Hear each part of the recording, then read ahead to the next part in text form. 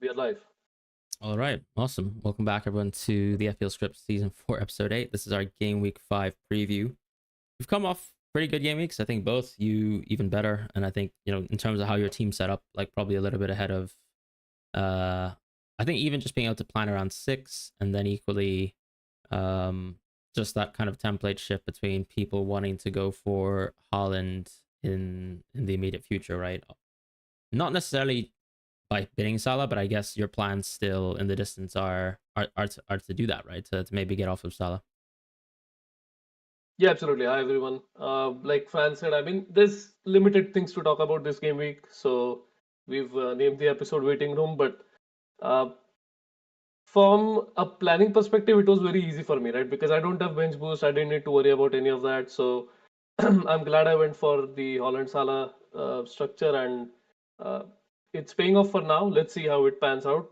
I will have to think about selling one of them. Hmm. Uh, the thought is perhaps Salah in game week 8, because ultimately I want Palmer for 9. But then again, we will have a better idea of how Palmer's minutes are between now and game week 9, especially given that Maresca is now talking about rotating goalkeepers and citing that the goalkeeper can't play every single game. So I can only uh, imagine what the impact should be on outfield players, right? If your goalkeeper is unable to play midweek and on the weekend. So, I mean, it is a little concerning. But other than that, I think I don't have any particular regrets. I guess, I mean, the Palace game was so bad. I just you had Mateta as well as I did, so it's kind of it is what it is. Also, he played 90 versus Millwall, so we'll get to it perhaps in the expense corner. But yeah, just waiting to be sold, I think, at this point. How was your week? Yeah. My week was pretty good, and then Holland arrived.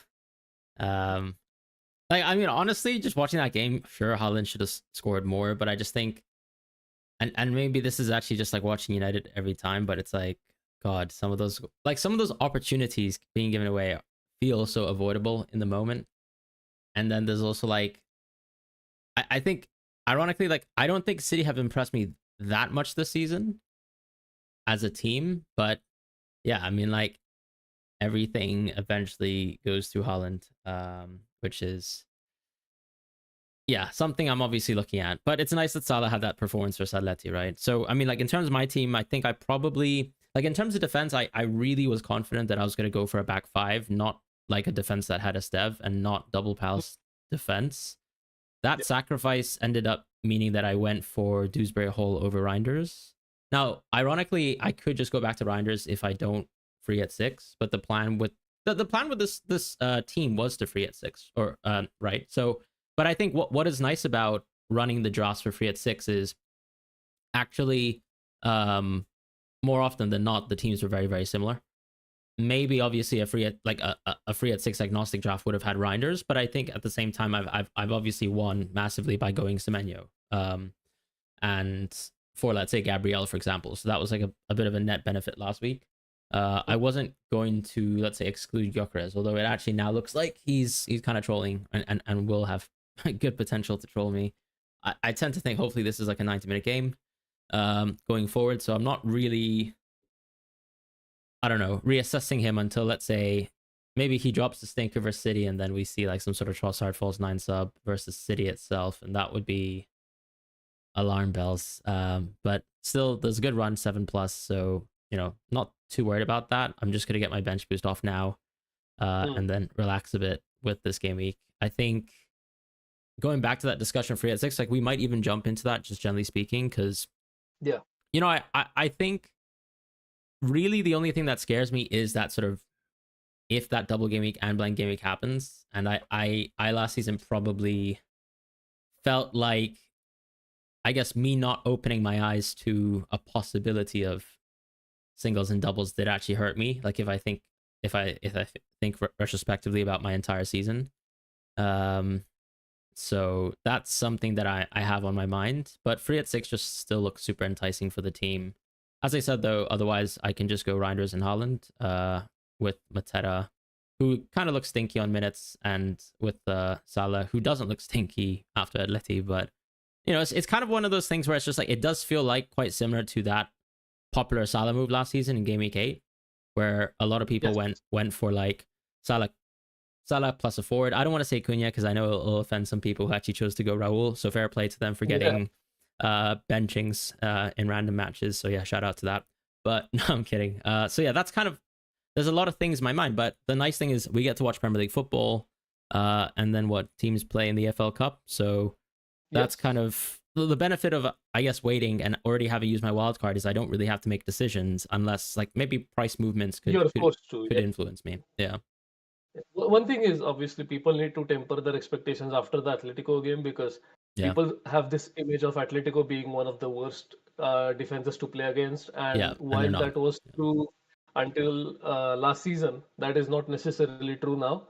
So there has to be that adjustment, and obviously one game should not influence you that much in either case. It's Yeah. just that it was good to see him get open play contributions, which is always an indicator that you can choose to go with him, and also the minutes, right? I mean, he's still churning out incredible minutes, which obviously we still expected. And also, like I said, Chiesa wasn't in the Champions League squad anyway, so there is even less competition for him there.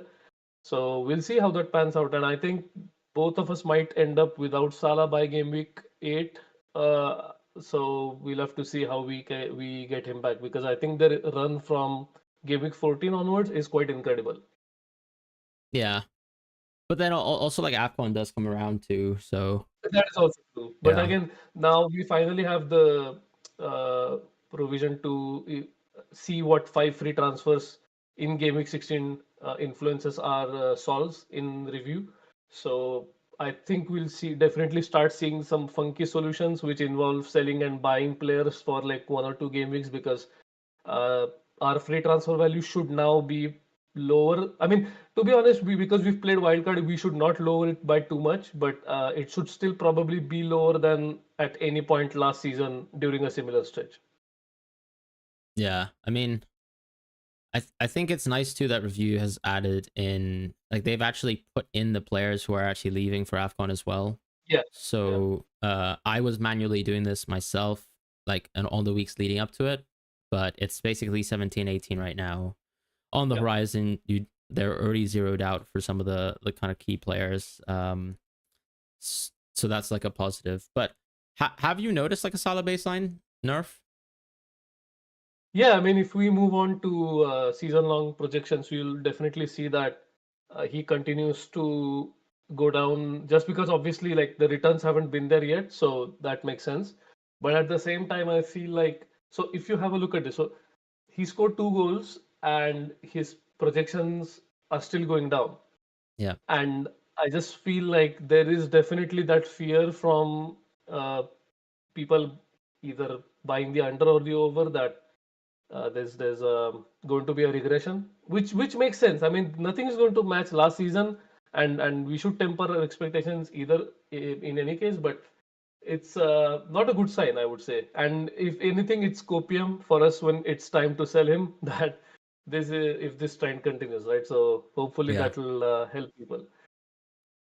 Yeah, I mean, like Holland on the other side, like if you look at this, it's just gone up after scoring 2 goals, right? Yeah, So, that is to be um, expected. But at the same time, you know that he wasn't expected to score 2 goals against United. So the fact that he went up by 3 on the projected just shows that the minutes and everything else is just absolutely in his favor right now. And as is the case for a lot of players on this, by the way. So one thing to note is this week I've included players here just to illustrate the point that as you get more and more signal for minutes, you will see players here that, for example, even if though they are not performing on returns, their projections are not going down.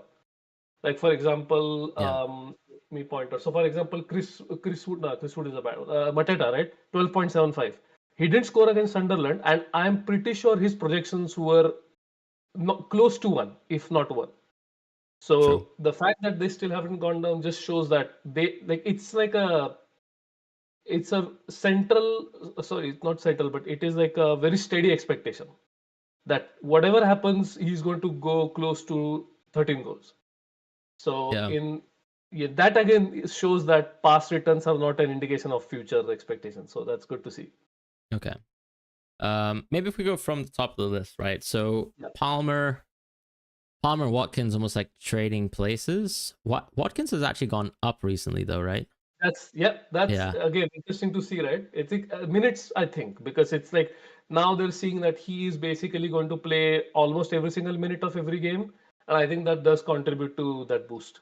You know, the irony is he got subbed off last match at 82. Yeah, but I mean, still, I think the majority of the minutes, and I Yeah, think they must have expected like him to compete with someone else, like Gesand, I think, possibly. Yeah. maybe. So the fact that it hasn't panned out to that extent just means that he's getting a boost for even though he hasn't scored a single goal yet. Yeah. Do you think there's some sort of like baseline boost as well, though? Because I've weirdly like I see Watkins pop a little bit more on review too. I don't know if that's like a reflection of Oh, okay. odds as well, but just something that was interesting. Um, Hmm.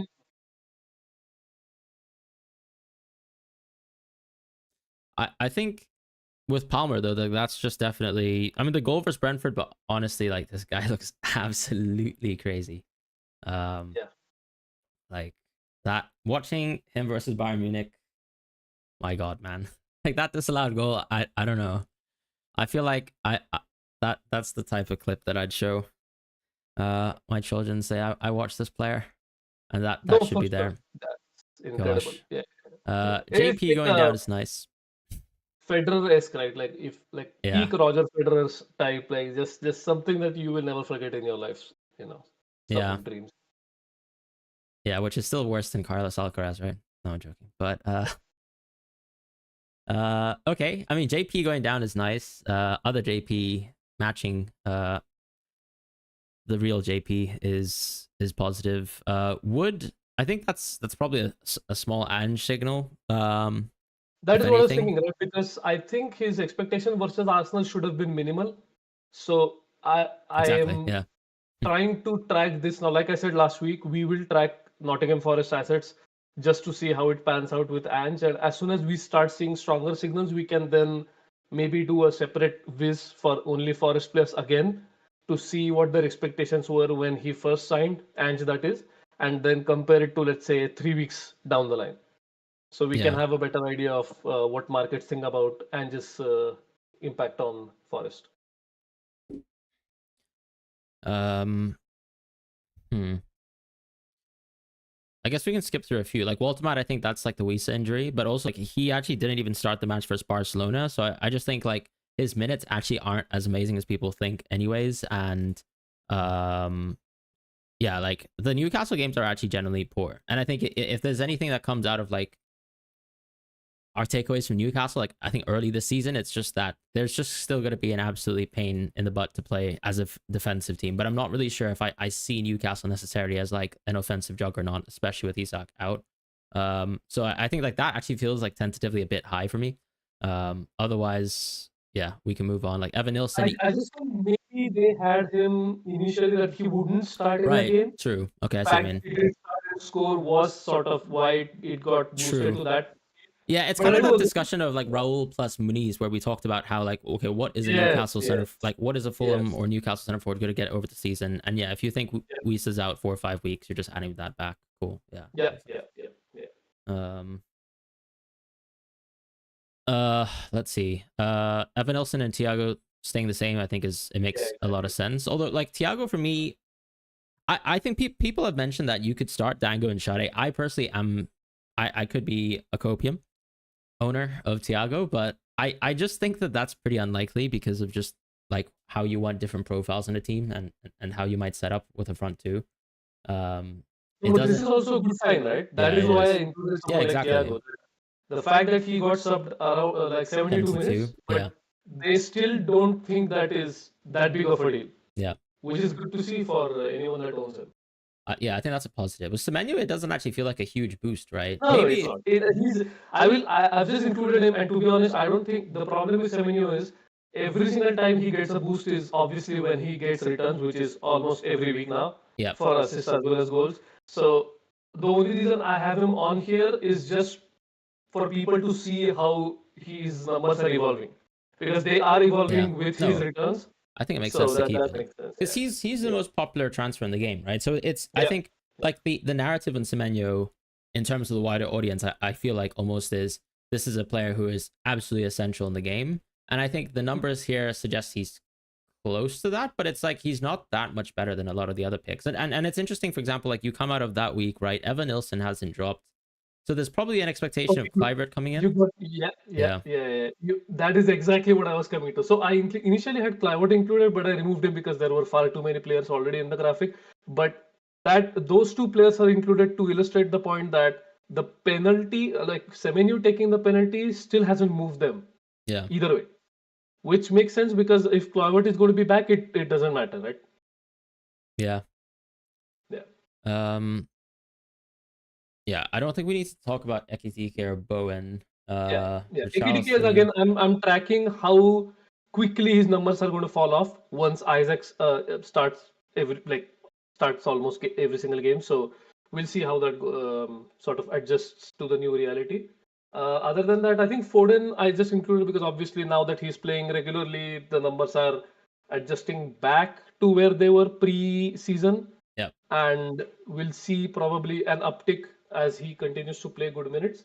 For someone like Shadow, obviously he scored. That's primarily the reason. Savinio is the new inclusion, which again, if you think Savinio is going to get good minutes, which I mean, no one is going to go there right now, but eventually there could be a situation if someone gets injured that you could put. You already have baselines, right? Like even with all this competition, the numbers seem to be pretty good for him. And we'll come to the assists, which were obviously erroneous, but it was just funny to see how badly they had estimated his assists initially. Yeah, I would bet the under so hard on Savinho. Oh yeah, oh yeah, That, what? oh yeah, That's oh yeah, absurdly high.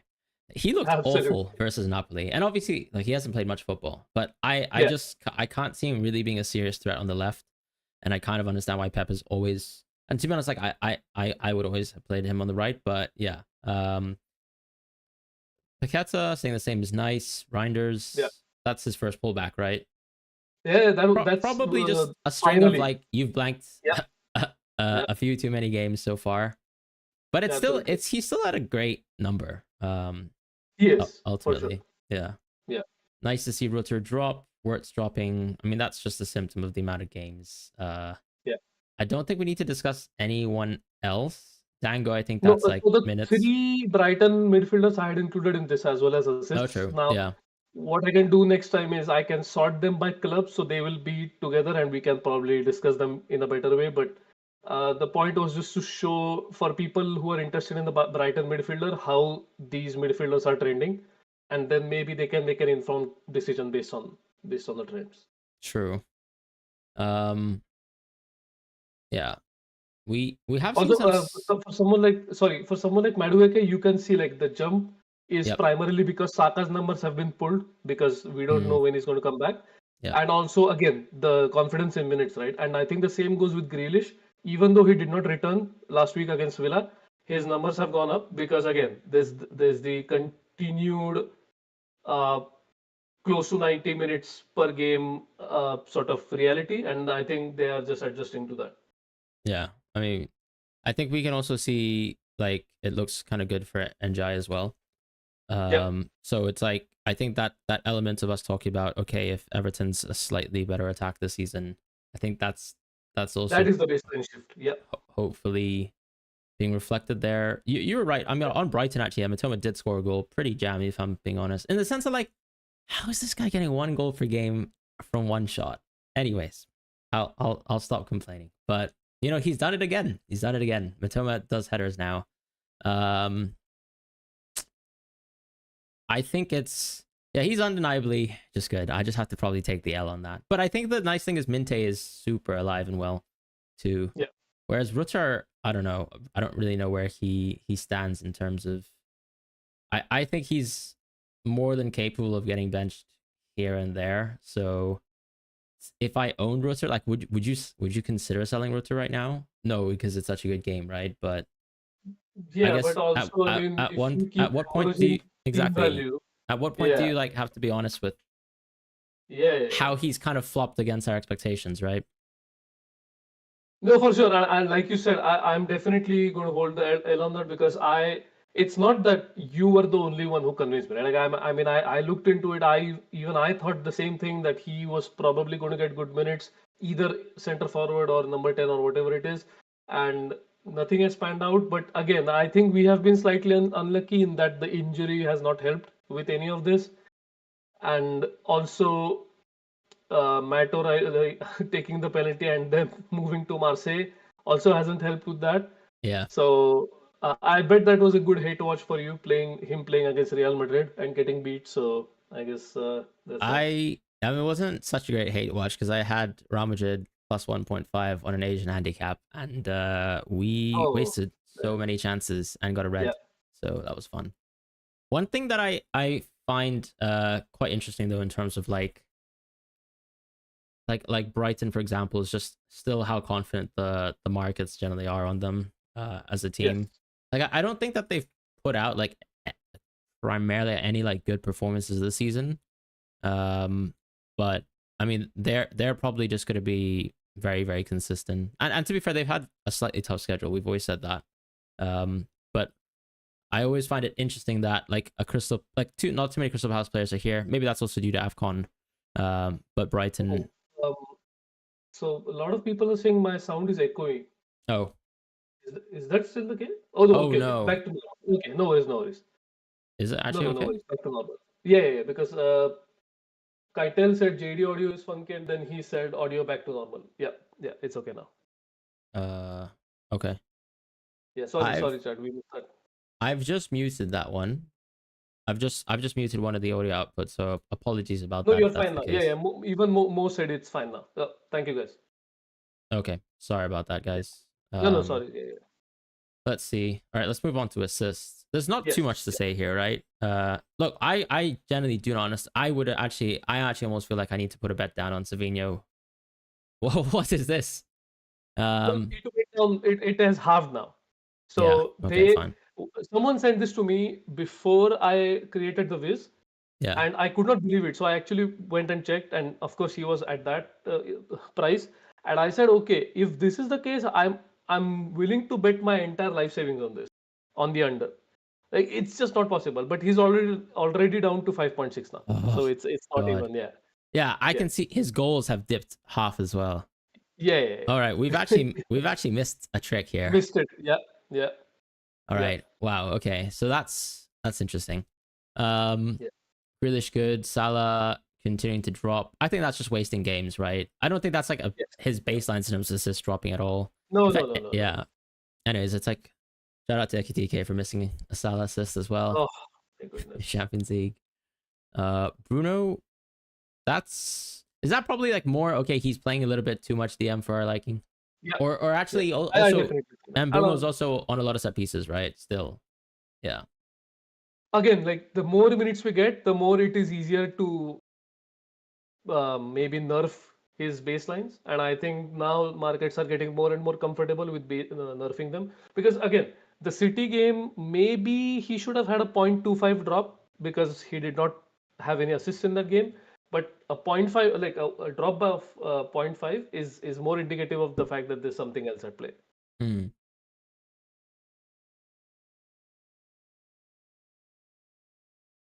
Palmer, Pedro. Yeah. Anything interesting off of that? I mean, Pedro obviously got an assist, so that's actually like maybe a Yeah, nerf. exactly. Just based on that, and yeah, exactly. I think Doku I included because again, Yeah, he looks incredible, has he looked actually looks incredible insane. for a couple of games, but we don't know if he's going to get the minutes or how long this is going to sustain. But I think this was the Doku they bought, right? And it's incredible how long it's taken to see this consistently. At least like for a 2 game sample, it does look incredible. Yeah, I mean like back over Napoli is just crazy. Yeah, But also like it's just like how easily he's destroying people is, and then also actually getting some end product out of it is nice. I mean that's exactly, you're right. That's exactly the player that they wanted to buy, and he's kind of looking the part for now. Kudus is that? I think that's just wasting chances, maybe yeah, like yeah. Again, no, no, referees no. taking assists away from him. Minte, that's an assist on him, so I don't think that's huge. Where it's I feel like that's also like to an extent. There's also just that whole sort of rotation pie with Liverpool with Isak coming in. Simon's going up as mostly because he just got an assist. Obviously, We can assist, yeah. see, yeah, I think that's Porro kind of mudded, unfortunately, in the game. Foden though, that actually feels reasonably low. If I'm being honest, I would think about it. That's why we have the preseason expectations, right? If you look Yep. at preseason, I would have said, okay, fair. 7 assists is more than fair. But the fact that he's still on 5.75 makes me think that, again, I'm not advocating for anyone to use their money or to do anything, but I would do it if I had access to it. Yeah.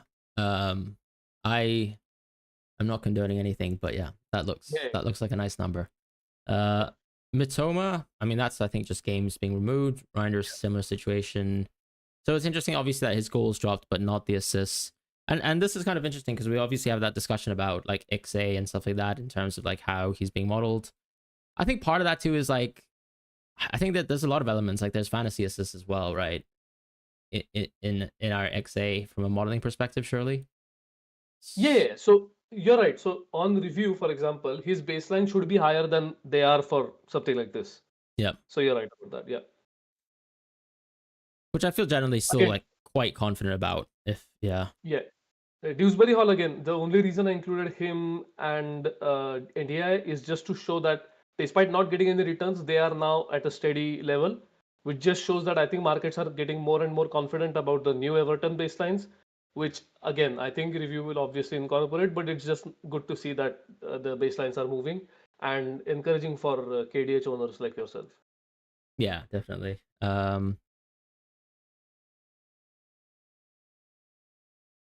Anything interesting to be honest? Like I think even of all the other players, I think there are similar trends to what we've seen from the kind of goal scoring numbers. I think Yeah, yeah, yeah. I think we're kind of done here, right? yeah, yeah. Which is kind of symptom of this game week. It's like I feel like almost injuries and one more Liverpool, one more City game is going to drive a lot of the conclusions people get to. Even Chelsea with Palmer, and there's Yeah, really yeah, not any need to make a move until then. So yeah, should we jump into X-Men's? absolutely. All right, why don't you kick us off? Okay, so I'm going to say we discussed Thiago. We don't need to rehash it. So if we think about Strand Larson, right? I think a lot of people were hoping to have him fit and play their bench boost in five. I, I'm going to say that's not going to happen probably for them. So if you were planning that, that is not an option for you. Other than that, do you have anything of from your side? Like for example, Gyökeres, right? I was going to discuss Gyökeres's minutes expectations here.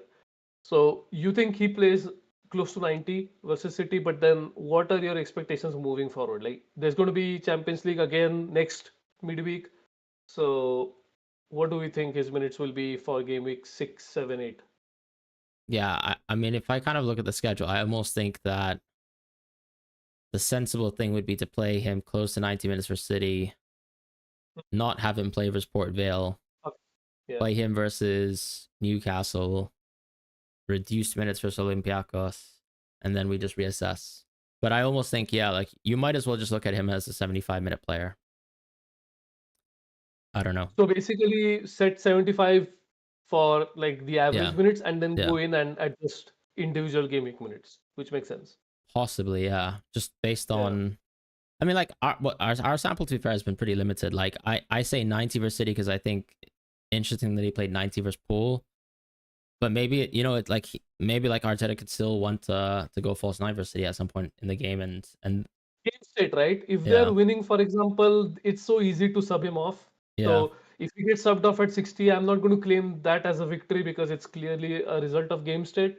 But let's say it's nil-nil or they're chasing the game, which I suspect probably could be the case, then it's going to be slightly different. And maybe that's when we will see him getting more minutes like he did versus Liverpool, which to be fair, again, maybe, I mean, the whole game seemed like they did not want to score a goal, but then keeping him for 90 minutes is a good indication that at least his minutes should be better than they were in Champions League and in Game Week 4.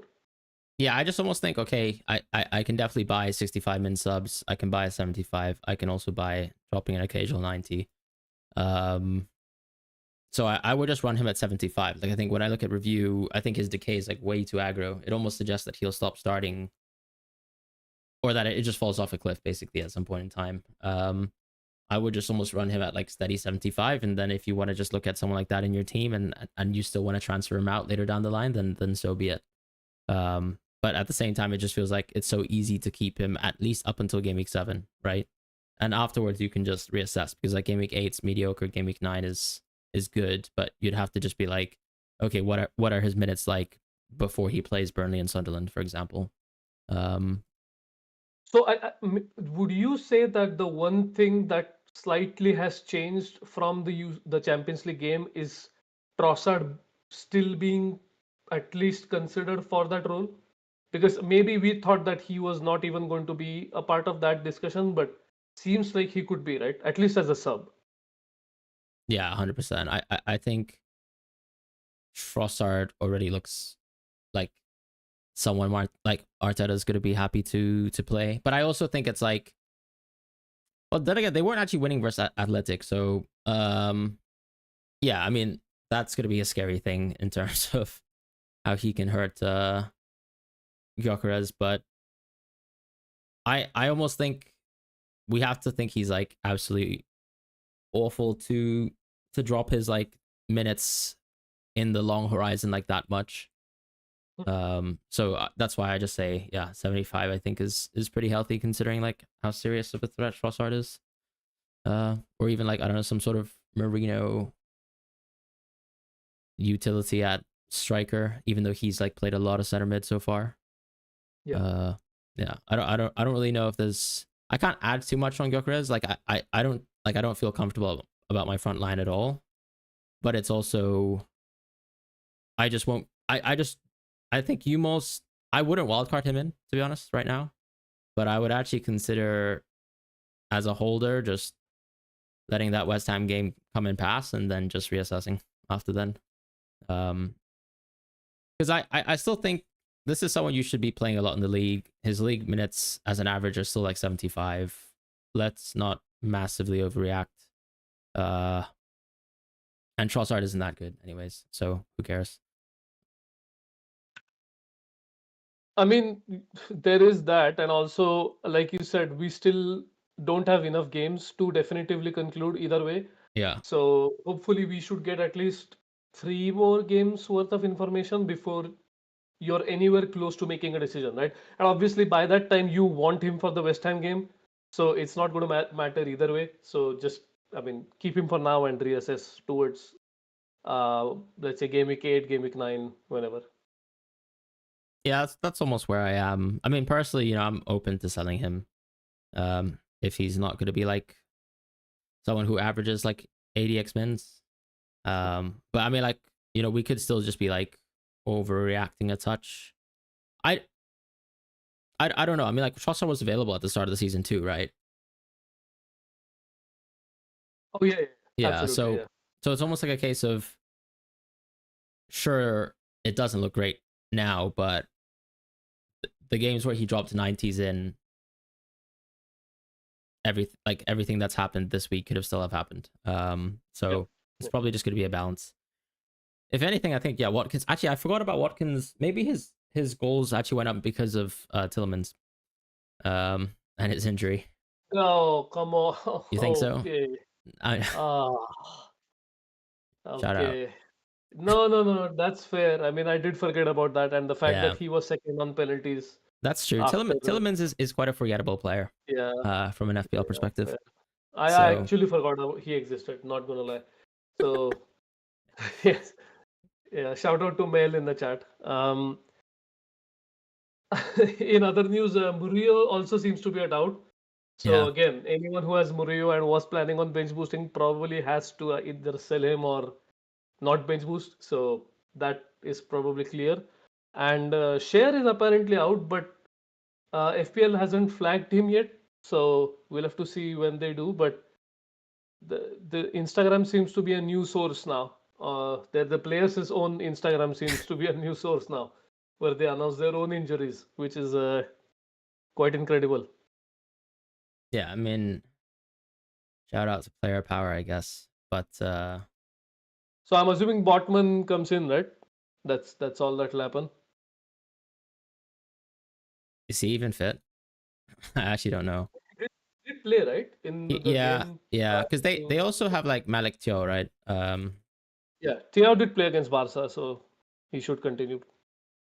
Yeah, so I guess, and I don't know what's going on with Lewis Hall either from this Newcastle team because he's like barely even playing any minutes. Maybe like there's a small-ish setback, or I don't know what's going on there. Yeah, So, Thiago is definitely in contention. all right. So, any other thing that's interesting to you in terms of minutes? Okay, if we just look at the fixtures, Do you want to discuss Gakpo and Words?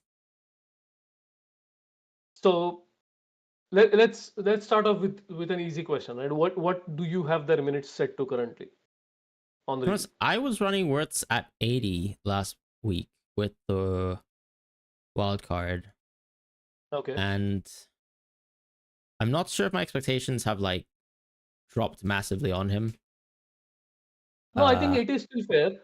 Also because you saw him play left wing, right? He switched to left wing. yeah. So I don't see why not. I mean, But yeah, you can still see like I can still see like if McAllister's fit, like maybe there's some situations where he comes off early as well, which I think is plausible. Um like I wouldn't be shocked if he got subbed at 75 minutes in a league game. I don't know if I quite see a benching in the distance, but that's something that can happen. So I would still probably just have him at like 78 maybe. okay. With Gakpo probably 75 feels good. It's a bit So weird with cuz Gakpo, it's it's about Ekitike, right? Like yeah. Slot did say that he doesn't see Ekitike at left wing, but I'm not going to He didn't say that though. say that. No, I mean, whatever people are paraphrasing, right? All I'm saying is that still you should not weigh it as much as maybe if someone were to directly say that, look, AKTK is only going to play striker or something like that. I feel like slot statements were vague enough that we should still consider that possibility. And also, obviously, like I just said, Words is also has also now played at left wing. So if that happens, then there is a possibility that whatever midfield you suggested could happen, and instead of Words getting subbed off, Gakpo gets subbed off. So that has to affect both of them, in my Yeah, opinion. maybe I guess like for me, like I would have Gakpo with very aggressive decay. Unfortunately, Okay. um, and I think I would just kind of ignore him, even though he's still interesting. It's yeah. I mean, like they could play 4-4-2 ish, but they're clearly a 4-3-3 team. And I think Slots already mentioned today that he still sees like TK can play on the left. Um, so yeah, I Oh, don't. he did. Okay, sorry. So my bad then. Okay. No, it's fine. It's like I think Yeah. people have just been like people who have aggregated his comments from the Champions League presser probably just got it wrong in terms of that. Hmm. And I find it quite annoying. But I mean, also like neither did I think has Slot ever really indicated that that was going to be the case. Like if you thought that Gakpo was like some sort of 85-minute plus player, you know, you're just delusional. For the Yeah, I mean, for until Gameweek 4, it was fine, but as soon as you knew that Isaac was going to sign for them, that should have absolutely disappeared, that sort of expectation. yeah. So, Although I okay, think and again, the gambit of like, and this is something that happens in FPL, right? Like if you're yeah, someone 1 who to like 4, right? had Yeah, rolled free transfers and you were kind of looking at, okay, Isak doesn't have a preseason, can I yeah, gamble Gakpo on a yeah, wild card? Like, yeah, I actually, you know, maybe if you had a free transfer, I think so. And even if you didn't, like, and you were just using him as angling him as a Palmer placeholder, like I could still see that logic. You know, so I'm not saying this to people who presently own Gakpo or you know will own Gakpo with the idea of selling him in the future. It's more so if you're thinking that you can hold Gakpo long term because he's like the best Liverpool player for like a mixture of minutes and you know value, I think that's crazy. So Mhm. to me, it's like I'd still at this point like pick like Reinders over Gakpo flat out. If I want to put it like that. No, that makes complete sense. And I also have Woods at 78 right now, and I actually had Gakpo at 72, but maybe 75 is Now, more well, fair. I mean, I think at the end of the day we'd reach the same conclusion because Yeah, if you yeah. like, I mean, like Gakpo's he will have a 50 or 60 minute sub in the league. Like I think Mm. that's inevitable. If it can happen versus Atleti in a match that honestly there was no game state about that. There was 2-2, right? Yep. When he got subbed. Like, yeah, that's it. And I think it's interesting that obviously Slot mentioned that he will rotate a lot more within UCL, but what he also meant by that is he will also rotate a lot more in the league, right? So if you can Of see course. that Yeah. rotation in the Champions League, then it's also positive that Salah still is a 90-minute player in Atleti. Yeah, exactly. I Yeah. almost think, yeah, I guess even looking back at the Southampton game, it's like, okay, maybe I just, yeah, was hoping for too much there. Maybe Salah can just drop 90s, forever and ever and ever. Yeah. Yeah, absolutely.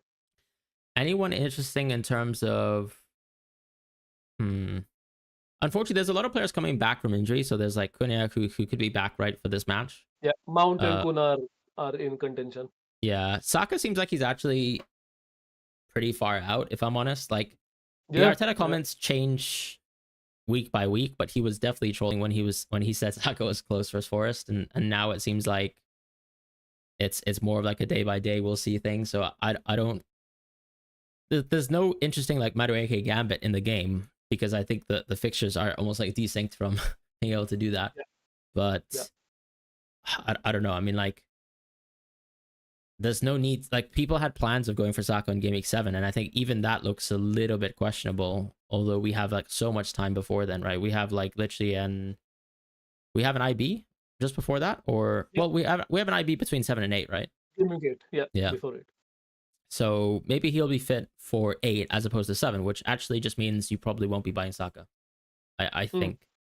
And yeah, Madueke has just been super impressive.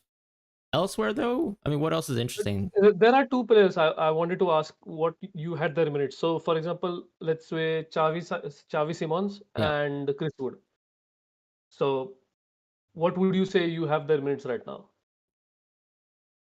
With Simons, I think I'd have him at like 78, to be honest. I can't Okay. exactly remember how many minutes he played versus Villarreal, Yeah.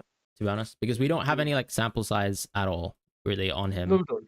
Yeah. I would No. just say from his career, I don't think you can necessarily see him as someone who would ever come close to being a 90-minute player.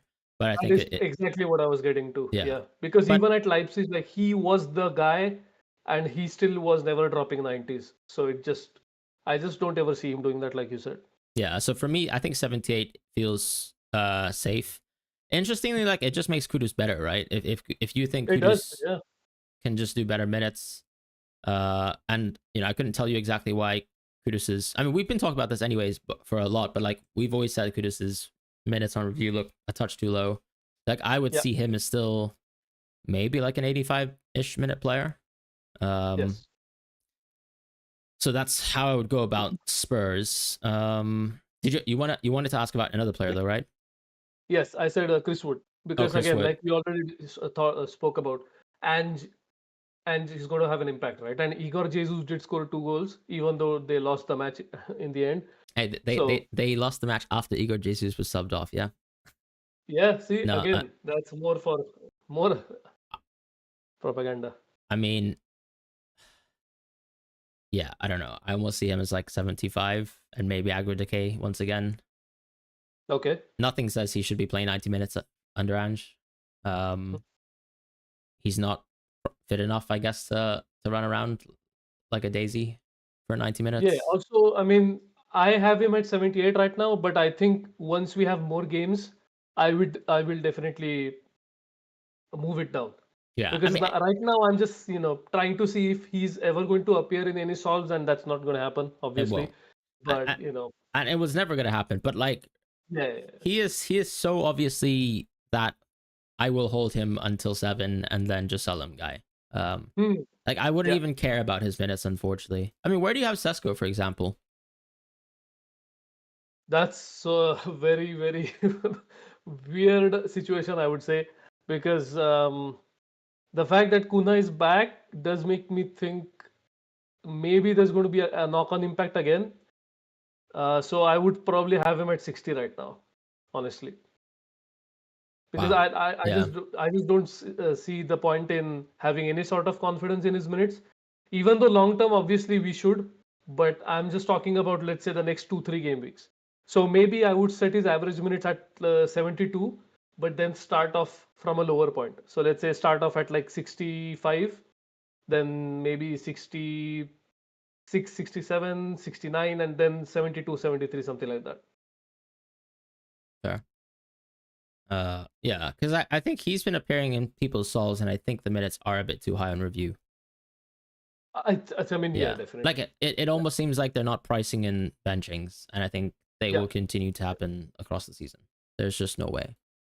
Unless I mean, unless Amorim gets sacked, and then Okay, in that yeah. case, maybe the new manager is probably going to pay him every single game. Do you really think that's going to happen with the amount of depth you have? Don't you think like a new manager would no just play idea. Bruno at the 10? I don't know. Oh, for sure. Yeah. Yeah. Oh well. I think the most interesting thing about the Amorim thing is always like what's going to happen to like Ahmad if you move out of a back three. Yeah. Because he's like if there was any benefit of the system, it's that you can get a lot of minutes out of him and Mbemo at the same time. Yes. And Bruno and Cunha. But other than that, I mean, yeah. I mean, we won't talk about United also, too much. you know what I'm saying? Like Mazraoui, he has been exceptional, I would say. Like compared to what I was expecting from him based on his injury record and his minutes, he has exceeded all expectations. But at the same time, if he is forced to play fullback, I'm really not sure how that's going to work out. So you're absolutely right. There are a couple of players that will suffer a lot if we ever go back to a back four. So we'll have to just wait and see. All right, let's talk about the most important player in terms of X-Men's. Phil Foden.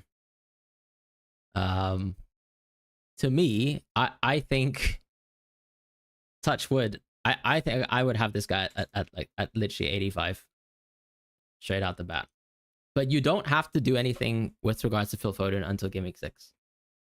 But I will tell you right now, if I genuinely see this guy play versus Arsenal and he doesn't drop a generational stinker, which he has before versus Arsenal, but for me, like what I want to see is just him playing 90 minutes. And I think the interesting thing with Foden is the medium to long-term argument actually is I think a fit Foden actually does hurt Reinders' minutes indirectly a lot, because then your sub in the future is most likely going to be Reinders as opposed to Foden.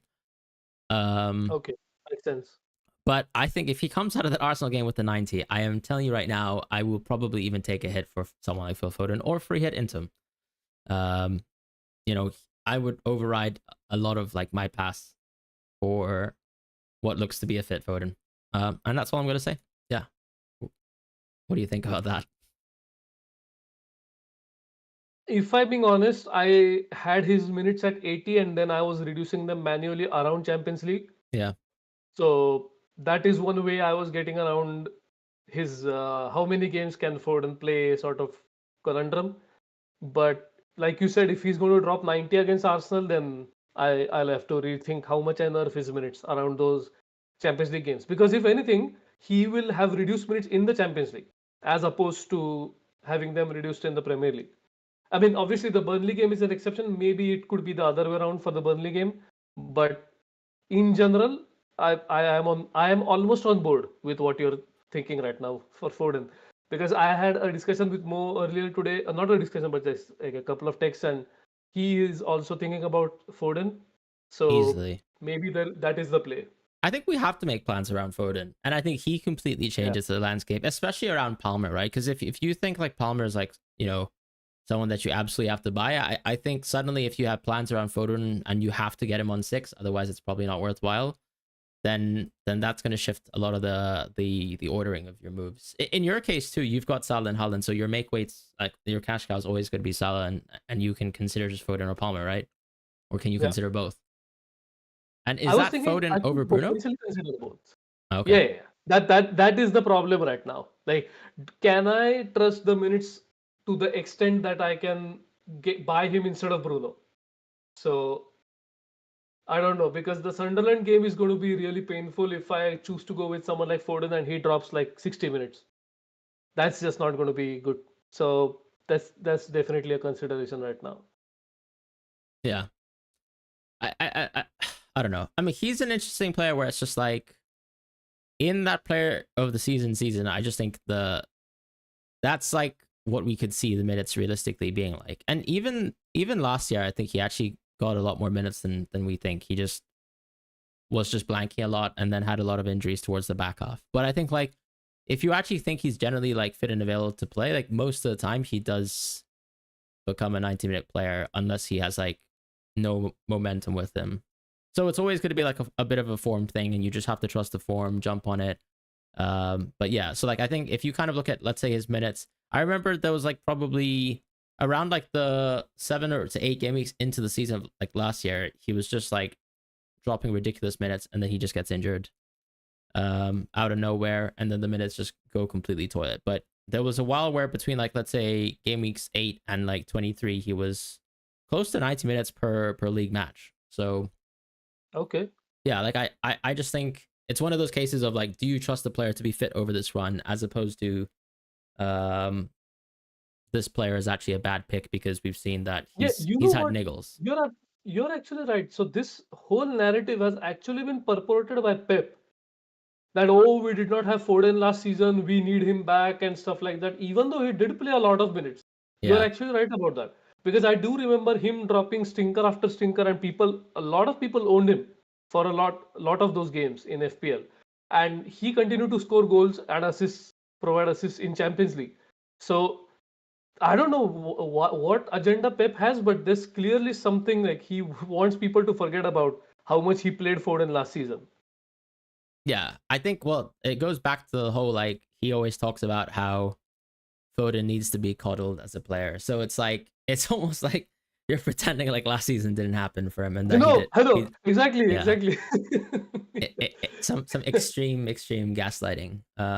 Absolutely. Even Holland, I don't know if you saw the post-match interview after the United game. He's like, "Oh, we need this guy back. We've been waiting for him," as if he had gone into like exile or something like that. That's actually insane.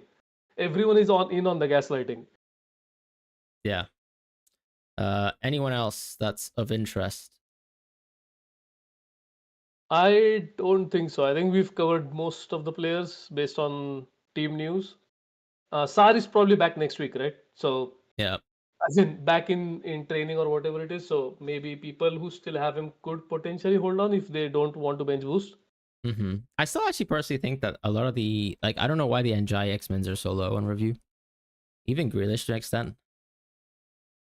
I would have I would probably have both of them 80 plus.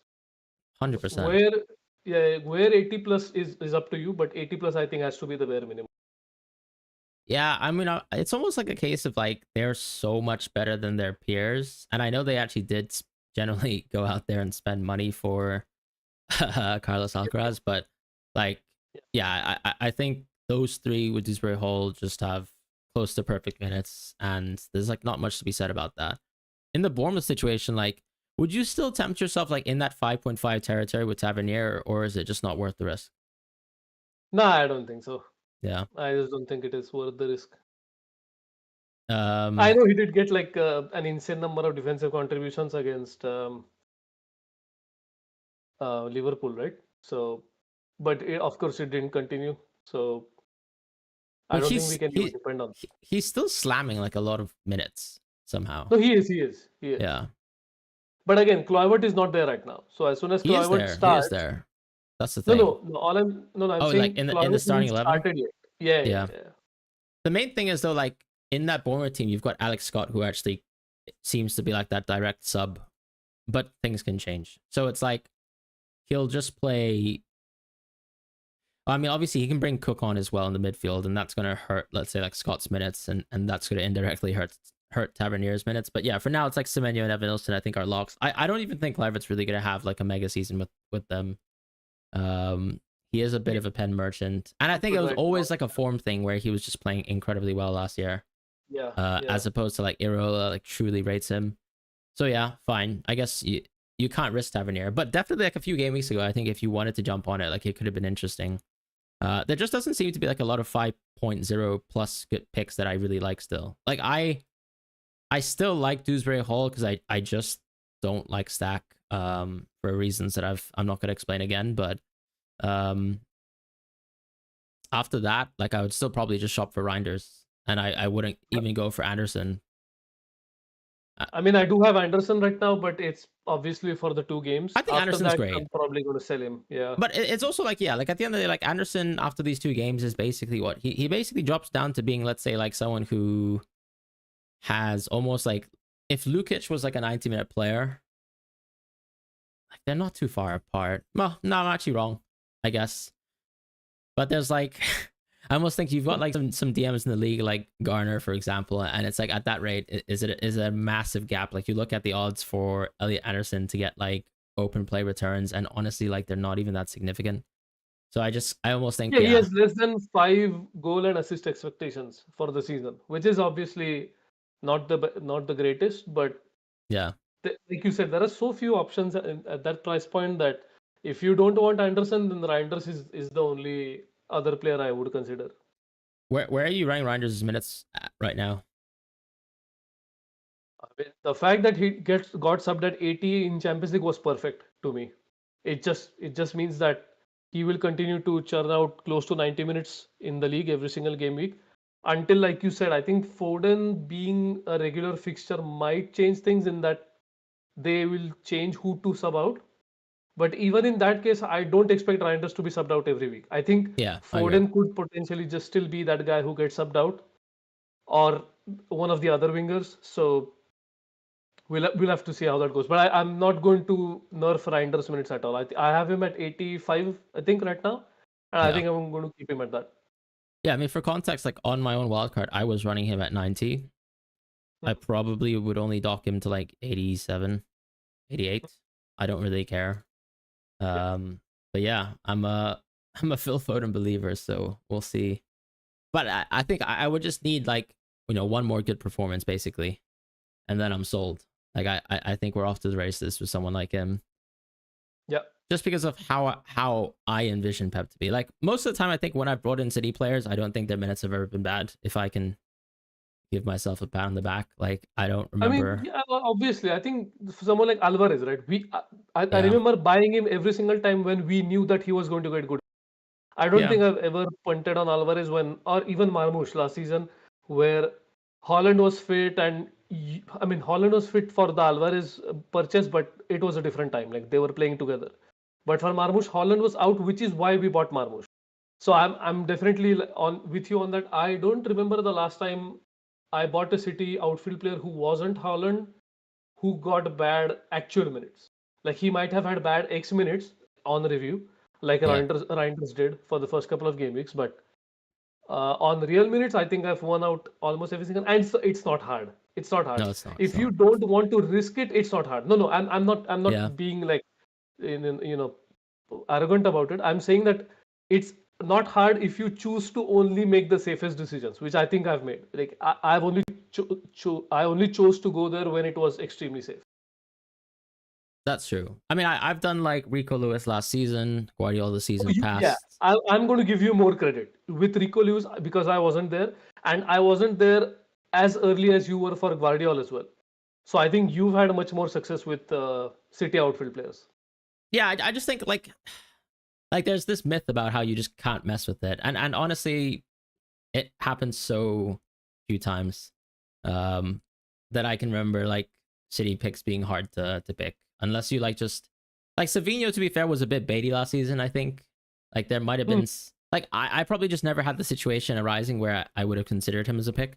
But I also probably like intuitively like thought his minutes were better, and then ultimately his minutes actually ended up being a lot worse. But yeah, I think with someone like Foden, you can feel quite safe, and it does still help that they still have like so many of their issues, especially like a lot of the out of possession kind of like defending in the midfield. Yeah. Which I don't think Reinders necessarily even like fixes per se, but he's a lot better at being able to achieve a better solution than like Gundo with no legs, Mm. as an example. Oh, Brighton mids, actually, I think just to finalize on this, I think Minte stocks are like all-time high right now. I would have him at like 85. Oh, I Um, have both Mitoma and Minte at 85. I I just don't see how that's not going to happen.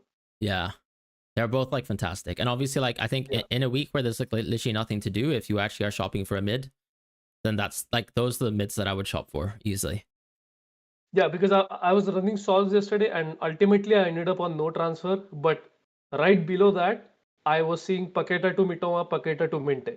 Yeah. So they are right there Yeah. At if the you same want to time, I buy. guess like if you run up those Paqueta minutes, you probably only buy them on 12, right? That's your plan, I guess.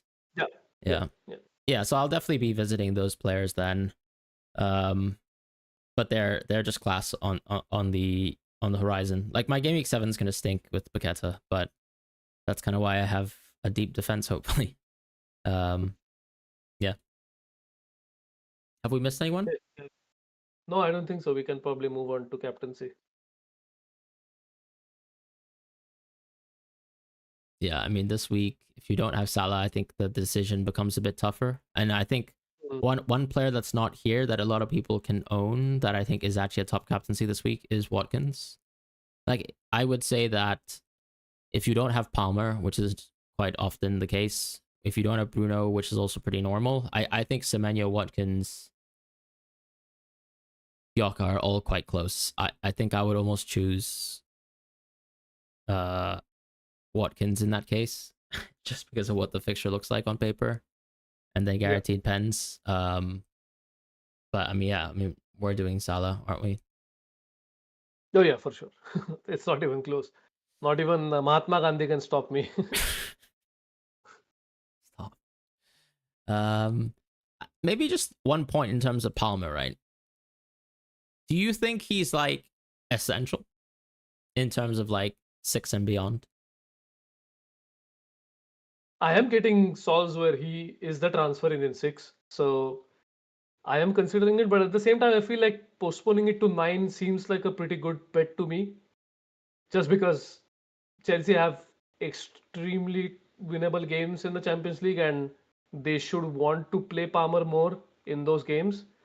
So I'm not saying that he's going to get reduced minutes, by the way. All I'm saying is there are enough games that Chelsea have to play between now and the second international break where I can bet against, like, maybe let's say like 5 to 10 minutes early subs compared to what he usually gets, and then reassess in game week 9, because I do definitely want him in game week 9. So it's all about if I get him in 6 or 9. Mm, yeah, that's What are fair. your plans? Uh, I don't think I can get him at all until 9. Okay, so we're probably going to end up being in the same boat. Yeah, I mean, like the I guess the tricky thing for me is I just still want to free at 6, and I wanted to discuss that, but I think the issue with like going for Palmer for my team is, if anything, I have like 3 forwards now with slightly dicey minutes. I don't think Thiago is actually that dicey, but I'll have to see. Like, I as I said, I'm not a believer of like his minutes getting destroyed by Dango starting over him. So at 6 million, like I think even at like 78-ish minutes, like Thiago's actually very good to hold. But that's almost like what I have to consider over the run. So yeah, when I look at my team, I think one thing that I've been struggling with review solves is, okay, we have the 5 free transfers now. But once again, the solver just doesn't, it's not going to understand that you don't want to take like, so let's say if I kept Salah all the way until like 17, right? Because the solver's free transfer value is like so high, it generally just doesn't understand how to compute that you're making moves on like 16 plus. So like when I look at my solves and it's a 14 game week solve, the stupid thing that I'm looking at is like I have like draft A and draft B. Draft A has like 52 EV on 17, and draft B has like 60. So it doesn't understand that I probably don't want to keep like a non-playing Salah on 17 in draft A, and I don't really want to make a move then. Obviously, I can, but that's almost like what I'm saying. That's annoying in terms of like comparing pass. Um, I was actually thinking about this just now. And so what is your usual FT value? it's like well, this season I'm actually playing with a slightly higher FT value. Although the irony is I've already taken a hit, right? I would play with Yes. 2.25. Okay, so let's take 2.25. So we have 31.5. Let's say is your total value for the 14 game week horizon, right? Yeah. So 31.5, and instead of dividing it by 14, why don't you divide it by 19? Yeah. And then whatever value you are getting now is the free transfer value you start using.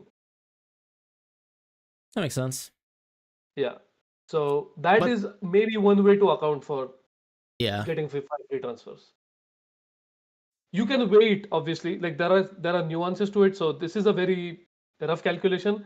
If you want, you can also weigh like how many game weeks you are away from 16. So like the timing of when you will receive the five free transfers is also critical, right? So maybe you want to limit it to that horizon rather than 14 game weeks. Yeah. So you can do it either way. I mean, we get our free transfers on 16, right? Yeah. Yeah. So like that's why, as I've always been saying, like I've removed those weeks always on my solves because I just think like with 5 free Yeah, you can stop there, transfers, right? Just yeah, just stop there. that's Yeah. basically what I've been doing, which actually Yeah. ironically makes me probably lean towards free at 6. Okay, so if you want Foden for the Burnley game, I'm going to also suggest free hit. You think so? As opposed to what? Yeah, Taking it. I You just feel like there's too many moves around everything yeah. related to Foden.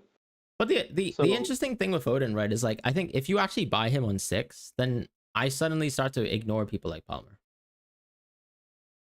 entirely. that's what I'm saying. So if you Yeah. buy him, you will not have a chance to get Palmer as well. So Yeah. you could potentially get But the huge chunk of expected value from is Foden that in bad high or free hit. good? Is that a bad thing or a good thing? I don't know. I I almost mean, it think depends, right? Depends on your minutes.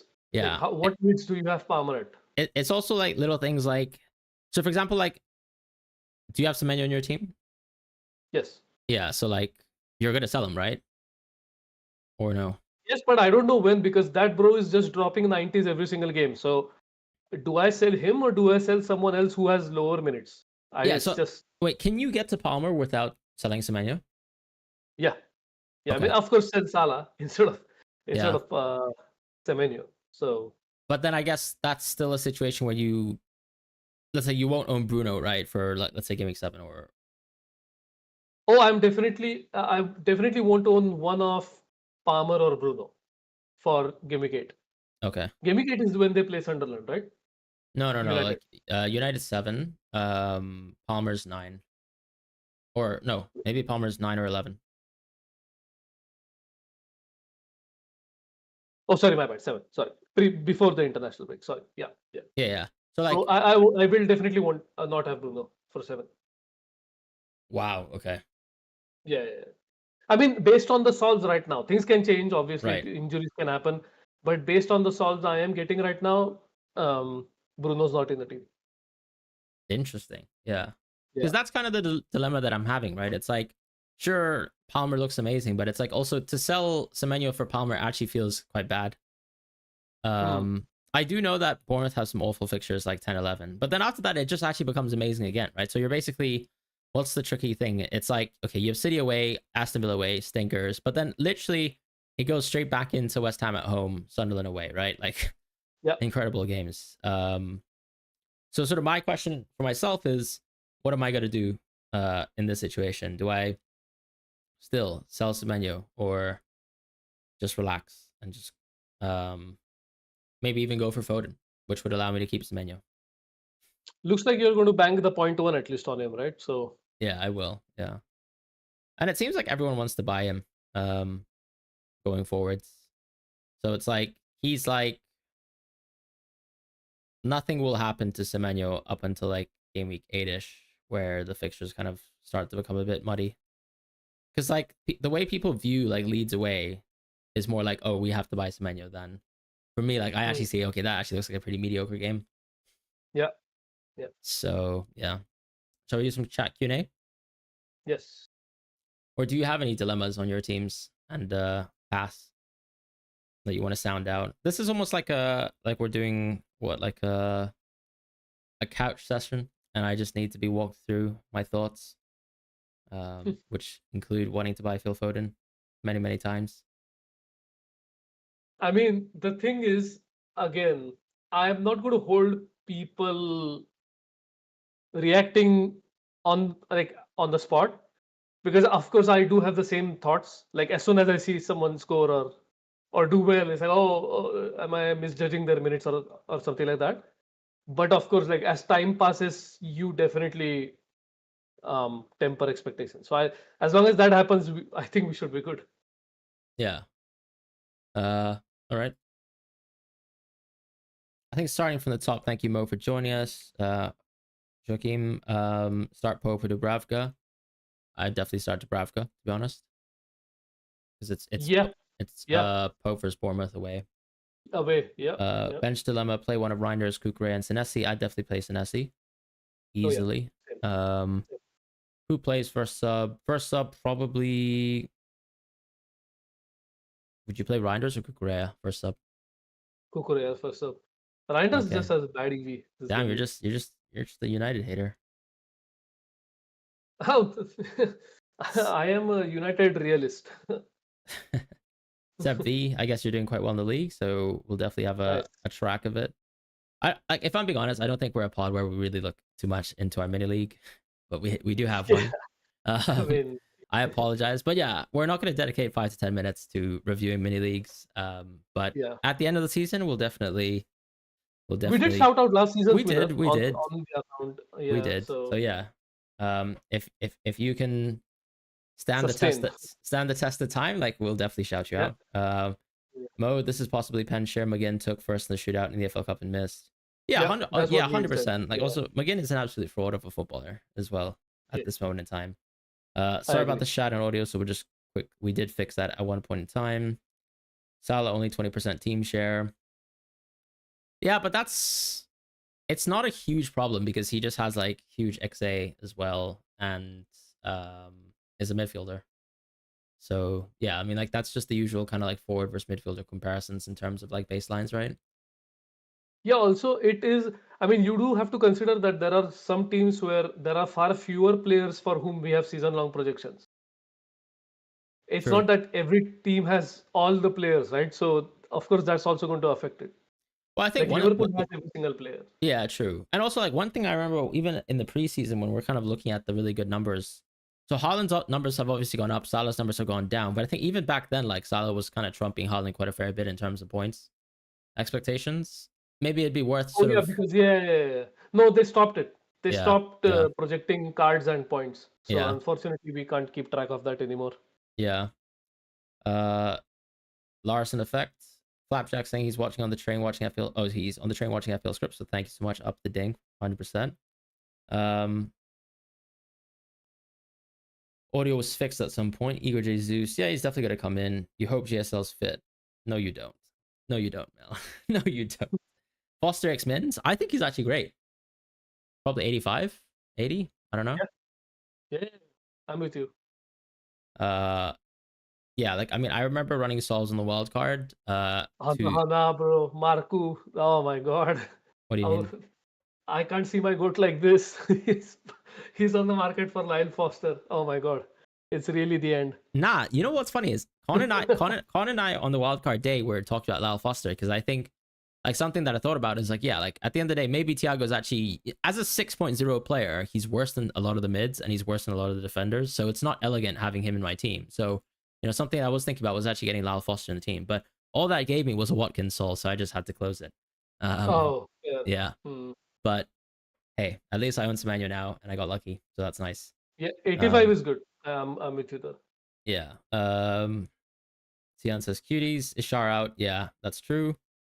Mark is a truther by necessity. No, but I actually think it's worth it because it's like even if you look at the Thiago games, it's like you know, do they make you like want to get up in the morning? Honestly, no. Like when I look at Thiago, I just think, oh, great. Just basically, he's like Just play, he's right? Just literally play. no different to Senesi in terms of EV like every single week, and I just think.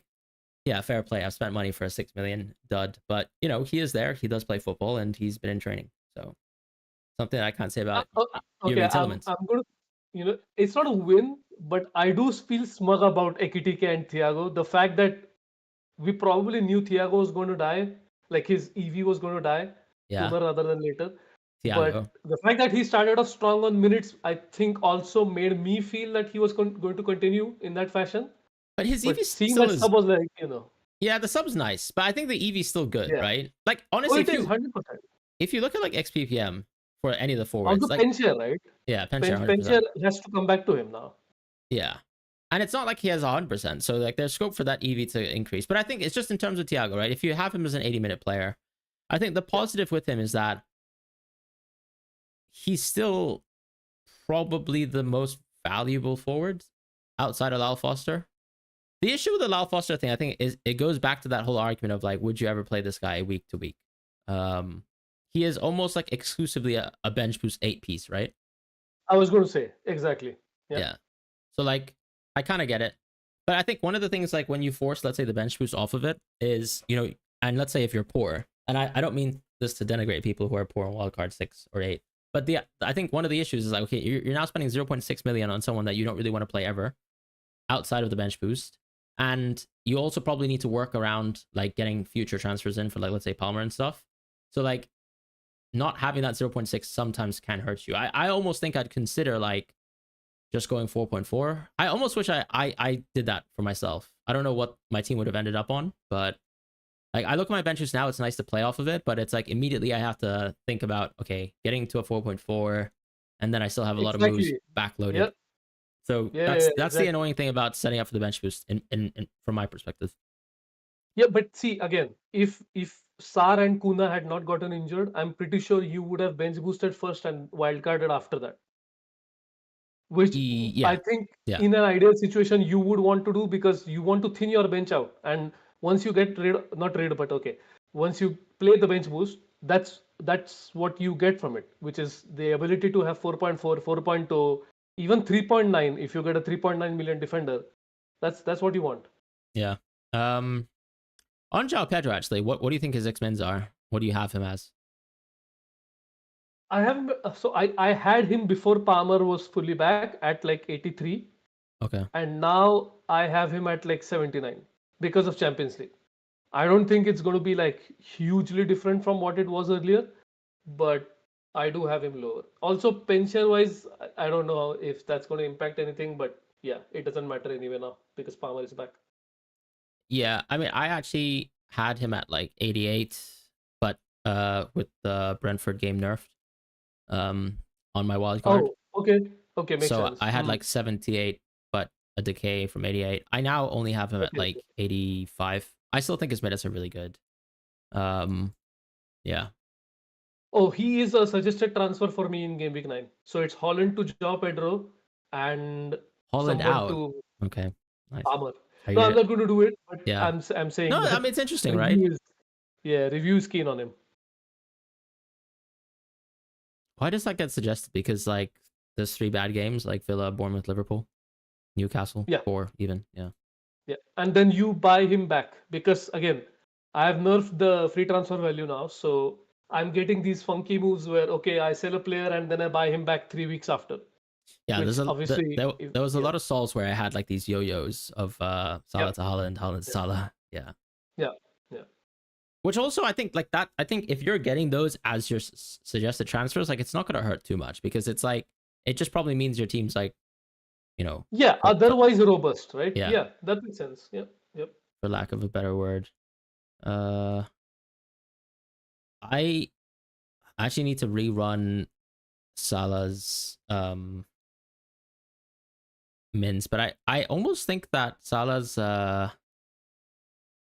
his EV has actually stayed pretty intact over the course of the week.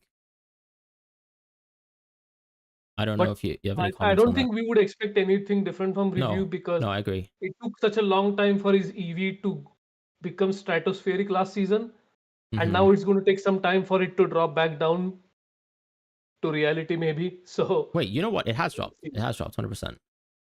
How much? Like roughly. I can't quite remember if I was doing this maybe 4 to 7. I have it. Wait, I have I download the numbers every week, so let me quickly see if I can get you some numbers. For What is his EV for, let's say, Gameweek 5 right now? Do you want me to run it to 95? No, no, no, no. Okay, 6.9?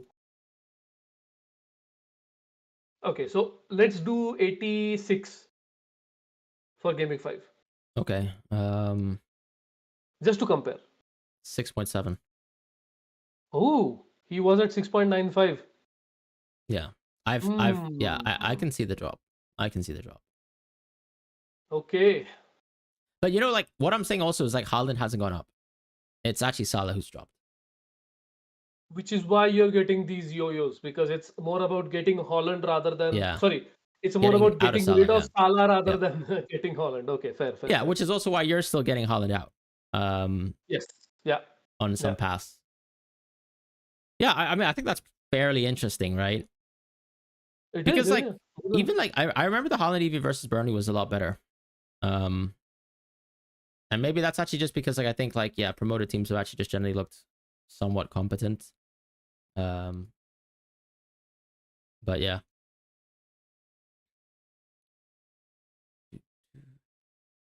Saying 4.5 million or 5.5 million with no chips used. I mean, if you don't have any, if you have not used any chips, there's no point in comparing with your rank right now with anyone else. I mean, Yeah. you are comparing it with 5.4, 5.4999 million people, but still.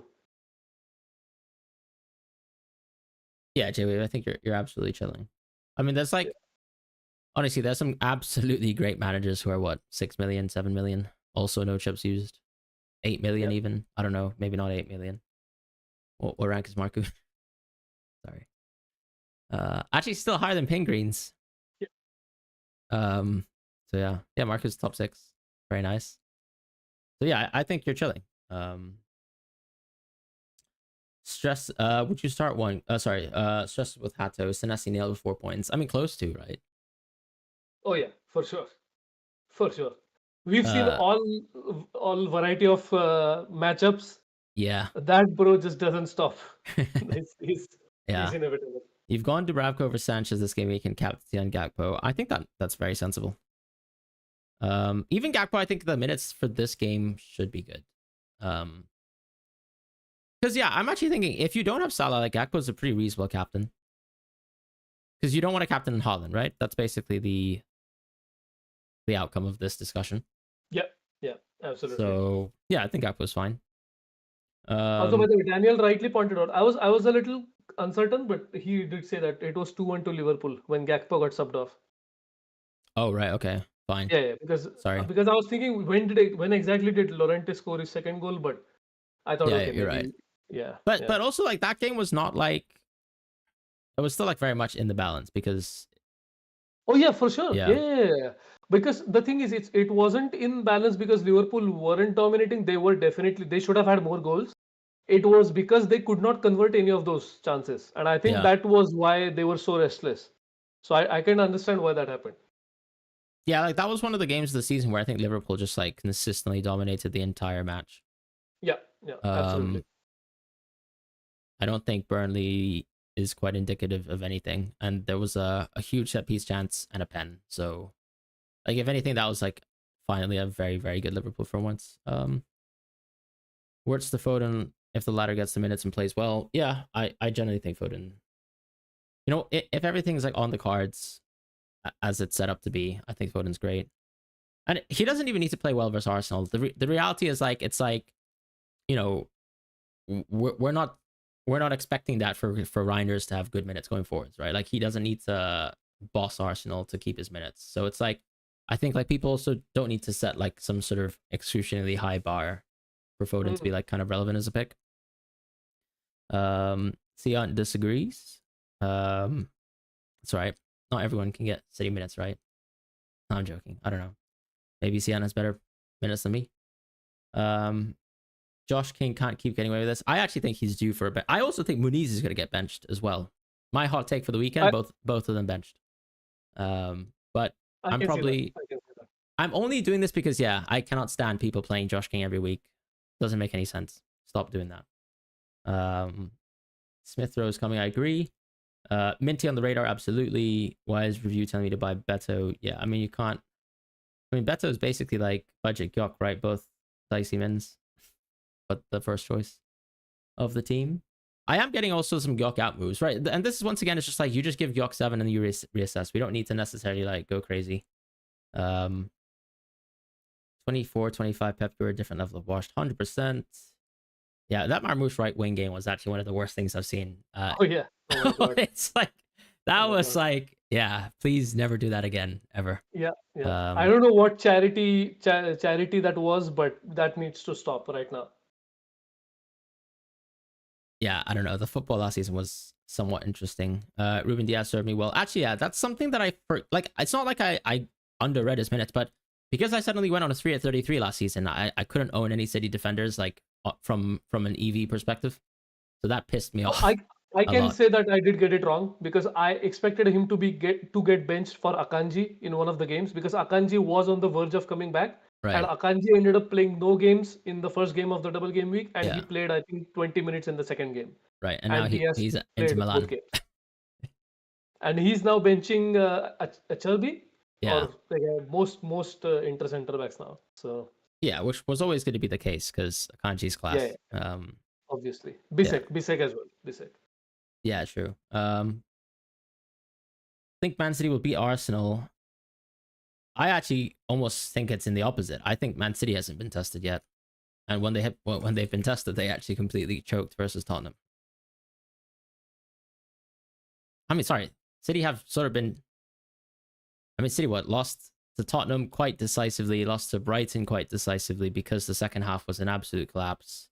I think for United, that result actually looks good for City. Like, I don't. I mean, I think there's a bit of game state because City stopped caring, and also like I think they were Yeah, willing yeah. to. They You were sort should of yeah. clearly, yeah. You were It goes both ways. Yeah, they Yeah, were willing to play ping pong basically, where it's like, okay, yeah, yeah, you want to give us chances, we'll take like yeah. we'll take chances on Yeah. the receiving end. That's like classic Ten Hag chaos ball. And if Ten Hag were the manager, we actually might have gotten a result out of it because that is exactly what he wanted in every single game, which is Yeah, not a good way to actually win games, but yeah, it does work against teams like City, right? Because they hate that sort of football being played against them.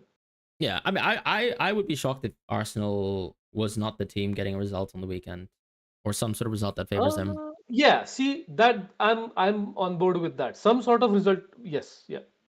Uh, like even if it's a good performance and a draw, like I think Oh, I don't see crazy expectations for City. I really wish we could have seen Napoli versus City like 11 versus 11 as well at the same time. fair, Yeah, I don't know. fair. Like that would have been because I think in terms of like UCL as well, that would have been like a nice little baseline check for a City and a Napoli and just leagues heading against Is each that is other. that the is that the first time Conte played four at the back in England after he lost that Arsenal game when he was Chelsea's manager? Possibly, yeah. What Not was it 5-2, 5-3? Like Sanchez absolutely sitting down. Who was it in goal? Was it? I can't even remember who was Chelsea's goalkeeper. Um, I don't know. Would it have been Kepa at the time? I don't know. no, I forgot who it No, was. Maybe Kepa, maybe Kepa. Well, so no, he it can't. absolutely humiliated. No, it No. can't It's be. too That was too late. England doesn't matter. That Yeah, was too yeah, yeah, late. yeah. I forgot who it was. But anyway, it's interesting that someone like Conte can adjust to four at the back, but apparently Amorim can't because he's elite. Stop. Stop. Uh, okay. Review doesn't take into account Hertzler's X lies.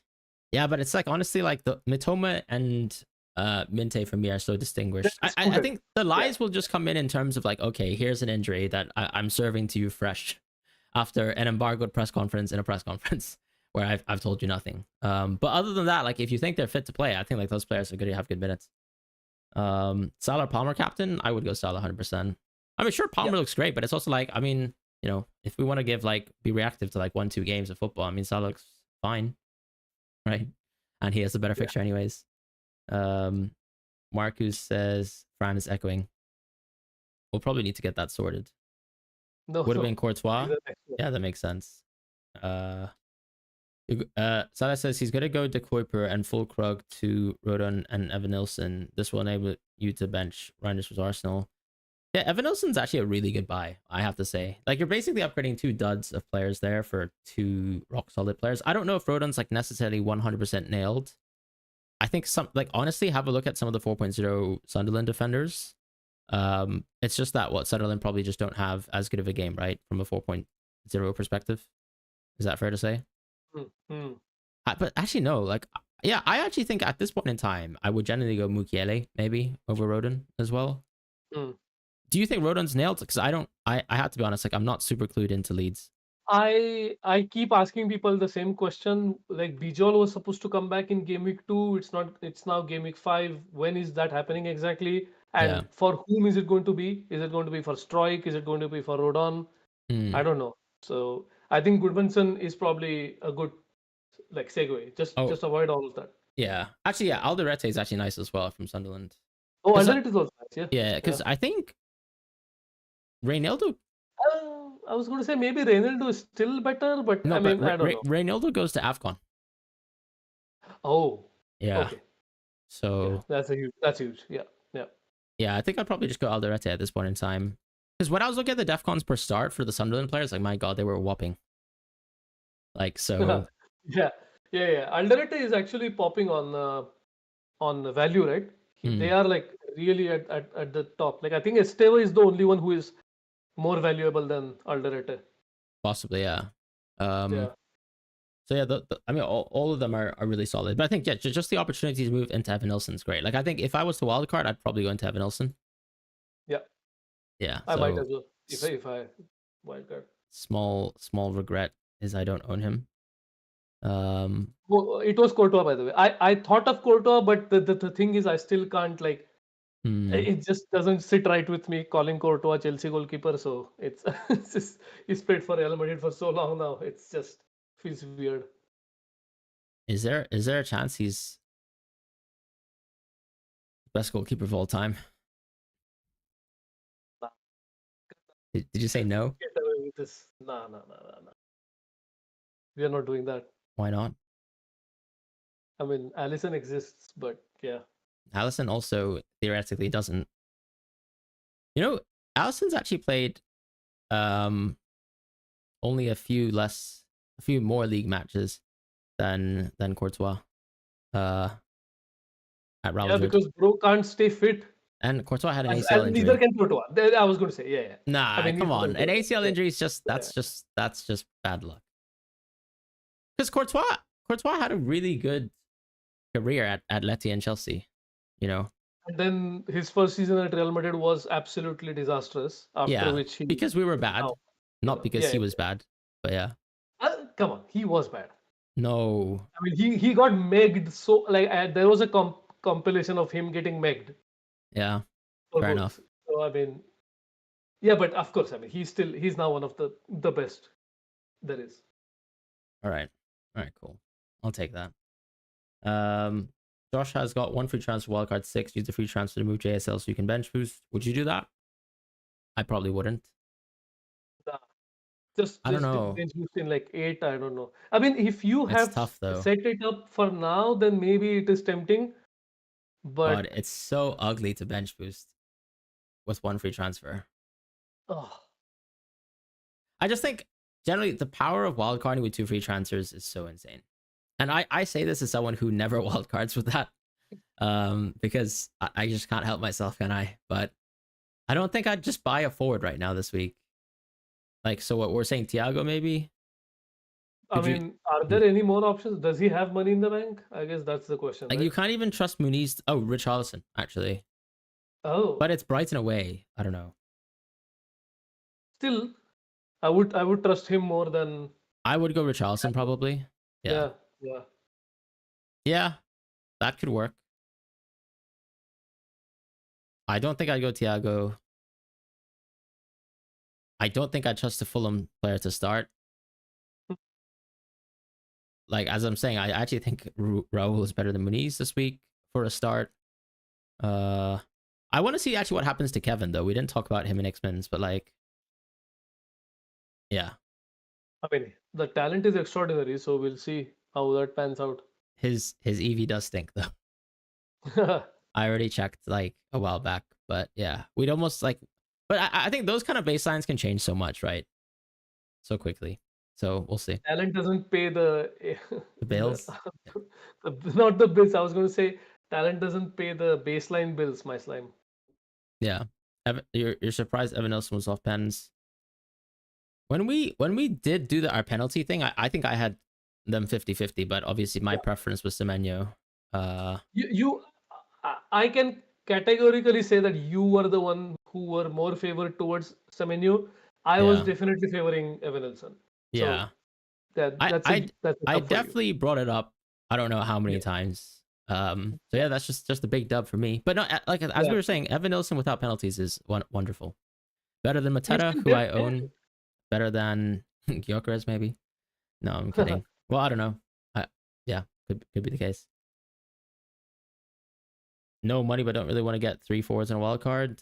Yeah, I just think, what about just like play Strand Larson and just call it a day?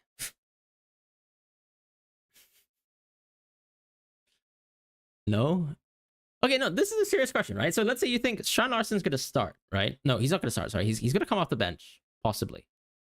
Um, so that's one point, right? Let's just say he's a one pointer. At what point do you sanction a transfer for someone who's cheaper than JSL? Because even Richarlison you can't reach. Richarlison 6.7. So it's really just Thiago versus JSL. I think I would actually just play JSL and bench boost. But if it is a free transfer, I would definitely bring in Thiago. I would definitely. Like, if you know he's not going to start, there's no point. Okay, fine. Yeah. Uh, play Strand Larson over Jorginho. I think I'd still play. I'd still play Jorginho because I would be quite shocked if Strand Larson actually started. Because if he's not been in training, if he's had some sort of Achilles injury, and we know he's been out of football for a while, I almost think it would make sense for him to come off the bench. Yeah. Because it's like if you compare, let's say, to the Isak situation, at least Isak wasn't had an injury, or he was like he had played some minutes within Sweden as well off the bench. So it's Yeah. like Yeah. I just don't see a situation being that good or looking that good for JSL. So I'd probably still play Jorginho, who has a reasonably fair chance of starting. Like I think the positive for Jorginho is like no one has played well in the striker position. No one has really excelled within the 10. Like people have taken penalties at the 10, but they haven't like balled out for Brighton. So yeah, I'd probably just tempt myself with Jorginho. All right, Fair enough. I think that's it. Yep. Cool. Like, Thank you guys so subscribe, I much for guess, tuning in. and thank you for joining. Next week, maybe we'll run the wildcard like we did for Free Hit 4. So we can talk about that. I think that will be the big talking point next week. And yeah, good luck to everyone. See you next week.